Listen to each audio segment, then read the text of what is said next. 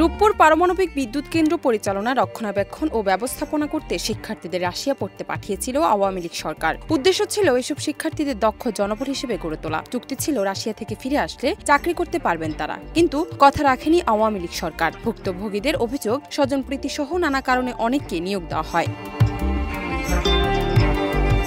91 জন সরকারি খরচে রাশিয়া থেকে ডিগ্রি নিয়ে ফিরল, শেষ পর্যন্ত চাকরি পাননি 44 জন। বিশেষজ্ঞরা বলছেন, নিউক্লিয়ার সায়েন্সে উচ্চতর ডিগ্রি থাকা এমন তরুণদের নিয়োগ না দেওয়াকে বড় ধরনের প্রতারণা বলা হয়। এ বিষয়ে গেল 15 আগস্ট বিজ্ঞান ও প্রযুক্তি মন্ত্রণালয় ওই বিষয়ে একটি চিঠি পাঠিয়েছেন। এতে বলা হয়, রাশিয়া থেকে পাশ করে এসে রূপপুরে নিয়োগ কর্তৃপক্ষের স্বেচ্ছাচারিতায় ন্যায্য নিয়োগ থেকে বঞ্চিত এই প্রার্থীদের নিয়োগ নিশ্চিত করতে হবে।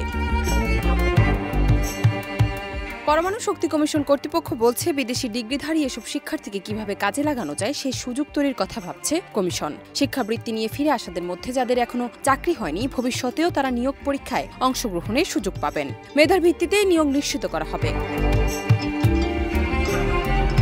শিক্ষাবৃত্তি নিয়ে 2015 সাল থেকে রাশিয়া যেতে শুরু করেন শিক্ষার্থীরা। বৃত্তির সময় তাদের 6টি শর্ত বেঁধে দেওয়া হয়। এই শর্ত মেনে একটি চুক্তিনামাতেও স্বাক্ষর করেন শিক্ষার্থীরা। এতে বলা হয়, সব শর্ত যথাযথভাবে মেনে চললে ও চাকরিতে নিয়োগের প্রয়োজনীয় যোগ্যতা অর্জন করলে পরমাণু শক্তি কমিশন বা এনপিসিবিএল এ তাদের নিয়োগ করা যেতে পারে। চাকরি পেলে অন্তত 6 বছর তাদের এই চাকরি ছাড়া যাবে না।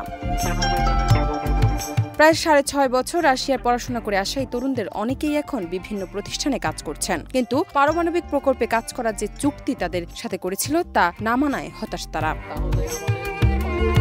ডেস্ক রিপোর্ট, দেশ রূপান্তর।